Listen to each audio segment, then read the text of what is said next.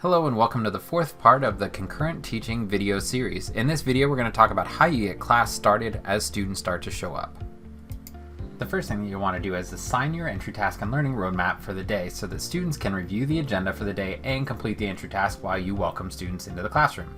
Once you have the learning roadmap on Google Classroom, you'll also want to display it on your projector so in-person students can see it when they enter. To do this, you'll likely need to drag the window to one side of the screen or the other depending on how your extended desktop is set up. Next, you want to open your Zoom meeting so distance learning students can get into the waiting room. You'll also want to share your screen so when you let students in from the waiting room, they'll also see the learning roadmap like the students that are in person. To do this, you're going to click on the Share Screen button, and then you're going to select the screen that has the learning roadmap on it.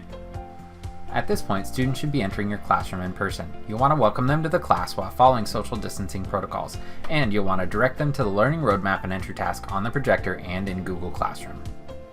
Now you're going to select one or two in-person students to help you monitor Zoom during the lesson. If you feel comfortable, you can also make these students co-hosts so they're able to monitor the chat, waiting room, and any raised hands. To do that, you go to Participants, hover over the student's name, click More, and make them a co-host. If you do not want to give them co-host privileges, you'll need to make the chat open to everyone, and you'll need to monitor the waiting room and raised hands yourself so you don't miss the distance learning students. Now we want to start allowing our students in from the waiting room. As each student enters, acknowledge and welcome each one. This is a great opportunity to connect with every student just as we did with the students as they entered the physical classroom. Make sure you wait until the student is connecting to audio message goes away, otherwise they may not hear your greeting. This is also a good time to make sure that students on Zoom can see and hear you.